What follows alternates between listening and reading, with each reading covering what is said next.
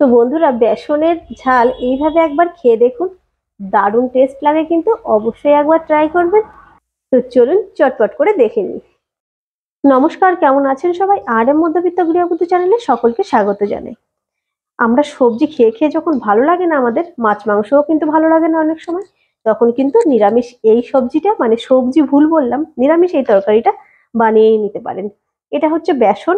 নিয়ে নিয়েছি বেসন বেশ খানিকটা, আর দিয়ে দিলাম লবণ। সুন্দর করে কিন্তু মিশিয়ে নিলাম। বানাবো আজকে বেসনের ঝাল। বেসনের ঝালের জন্য লবণ দিয়ে বেসনটাকে কিন্তু আমি প্রথমে খুব সুন্দর করে মিশিয়ে নেব। এটা বললাম আগে, নিরামিষ খেতে কিন্তু দুর্দান্ত টেস্ট হয়। আমিষের থেকে এটা বলবো দুর্দান্ত টেস্ট হয়। এক থালা ভাত কিন্তু নিমিষেই শেষ হয়ে যাবে। ছোট থেকে বড় সবারই পছন্দ হয়। আপনারা চাইলে রুটি পরোটার সঙ্গেও কিন্তু খেতে পারেন। অল্প অল্প জল দিয়ে প্রথমে এটাকে সুন্দর করে মিশিয়ে নেব। কি করবেন, বেসনটা কিন্তু খুব ভালো করে ফেটিয়ে নেবেন, নালে কিন্তু মানে কি বলবো, একদিন এমন একটা ঘটনা হয়েছে, বেসনটা আমি মোটামুটি ভালোই ফেটিয়ে নিচ্ছি যেরকম বানাই। এবার তেলে দিয়ে যখন ভাজছি, তেলালা মাছ যেমন যেমন পাঙাশ মাছ এরকম দিলে ফাটে না, তেলালা মাছ, রূপচাঁদা মাছ যেমন তেল ছিটকায়, সেরকম ফট ফট করে পুরো ফেটে গেল, আর চারিদিকে তেল ছিটকে গেছে, একাকার অবস্থা। সেই থেকে আমি বেসনটা ভালো করে অন্তত 5 মিনিট ধরে এরকম ফেটিয়ে নিই। তাতে কি হয়, ভেতরটা ফ্লপি ভাবটা হয়ে যায়, আর নরমটা সুন্দর হয়। ব্যাস, হয়ে গেছে। চলুন এবার একটা জিনিস অ্যাড করে দিয়েছে এই রেসিপিতে। মেন যে জিনিসটা, যেটা না হলে হবেই না, সেটা হচ্ছে ইনো। আমরা এখানে খাই সোডা ব্যবহার করতেই পারি, তাতে কিন্তু ফ্লপি ভাবটা অত আসে না, মানে ভেতরে ফাঁপা ভাবটা অত আসে না। তো আমি দেখেছি খুব একটা ফাঁপা ভাব আসে না। ওই তরকারি করার পরে ভেতরটা না, মানে সেই নরম ভাবটা হয় না, ছলে দেওয়ার পরে শক্তই হয়ে যায়। তো পুরো প্যাকেটটা কিন্তু আমি দিয়ে দেবো। আমার বেসনের পরিমাণ একটু বেশি আছে, সেক্ষেত্রে পুরো প্যাকেটটাই দিয়ে দেবো। হয়ে গেছে। এটাকে অ্যাক্টিভ করার জন্য একদম অল্প পরিমাণে জল দিয়ে দিলাম। দেখতেই পাচ্ছেন অ্যাক্টিভ হয়ে গেল। এবার কিন্তু আবারও সুন্দর করে ফেটিয়ে নিতে হবে। আর যখন বেসনটা গুলবেন, জল কিন্তু অল্প অল্প করে দিয়েই গুলবেন, নাহলে কিন্তু একদম পাতলা হয়ে যাবে। সেক্ষেত্রে কিন্তু আমাদের বেসনের বড়াটা তোলা খুব একটু ডিফিকাল্ট হয়ে যাবে, মানে ছড়িয়ে যাবে। আবারও কিন্তু 2-3 মিনিট এটাকে সুন্দর করে ফেটিয়ে নেব। ব্যাটারটা কতটা পাতলা দেখে বুঝতে পারছেন। এই যে পাতলা, মানে এই যে পুরো গায়ে কিন্তু ক্রিমি ভাবে লেগে যাচ্ছে। আর এটা কিন্তু ফেটাতে ফাটাতে ক্রিমি ভাবটা চলে আসবে, তাহলে কিন্তু তরকারিতে দেওয়ার পরে শক্ত ভাবটা আর আসবে না। এই যে হয়ে গেছে। চলুন এবার পরের প্রসেসে যাই। এই যে দেখিয়ে দিলাম, এর থেকে কিন্তু ঝাঁকিয়ে ঝাঁকিয়ে দেখতেই পাচ্ছেন পুরো ক্রিমি ভাব চলে এসছে। কড়াই বসিয়ে দিয়েছি, কড়াইতে তেলে দিয়ে দিয়েছি। এবার এগুলোকে ছেড়ে দেব। আপনারা যে যেরকম শেপ পারেন সেরকমই দিয়ে দেবেন। আমি খুব একটা ভালো পারি না, তাই আমি এরকম করেই দিচ্ছি। এই যে বড়ার শেপে দিয়ে দিচ্ছি, বা বড়ির শেপে, এগুলো কিন্তু ফুলে উঠবে। তো বন্ধুরা, দেখতেই পাচ্ছেন কতটা ফুলে উঠেছে।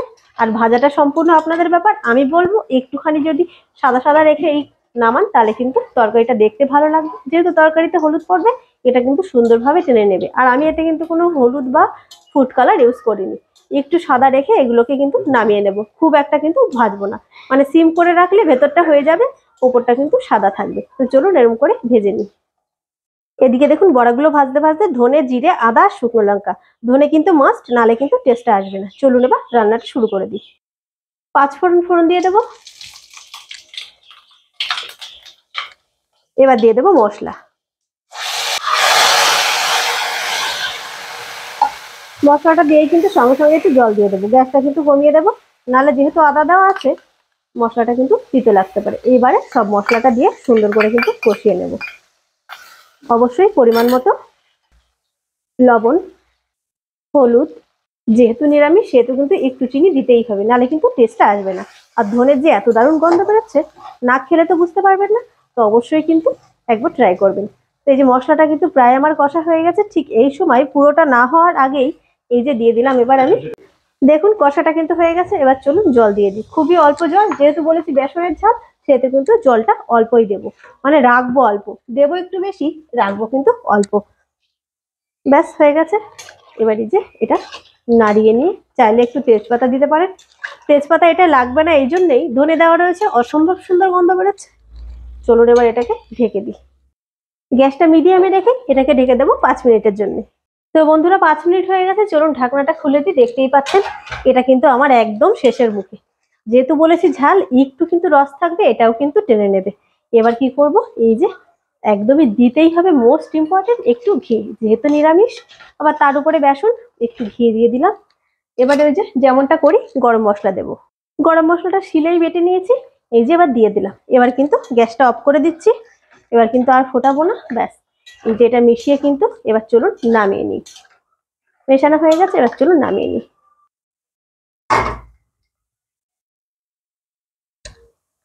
দেখতেই পাচ্ছেন কতটা দারুণ কালার হয়েছে, খেতেও কিন্তু দারুণ টেস্ট। অবশ্যই একবার ট্রাই করবেন। আর ঝোলের উপরেও কিন্তু দিয়ে বানানো যায়, সেটাও কিন্তু কোনো অসুবিধা হয় না। আমি দু একটা দিয়েছি, দেখতেই পাচ্ছেন এই যে এটা কিন্তু পুরো সাদা রয়েছে, এটা আমি ঝোলে দিয়েছিলাম, যেরকম সেরকমই রয়েছে। দেখতেই পাচ্ছেন বন্ধুরা কতটা লোভনীয় হয়েছে। তো চলুন চটপট করে বানিয়ে ফেলুন। বেসনের ঝাল অসাধারণ খেতে, বারবার বলছি। আর নিরামিষ দিনে কিন্তু এটা খেতেই পারেন। আজকের মতো এটুকুই, আবার একটা রেসিপি নিয়ে আপনাদের সামনে চলে আসবো। টাটা।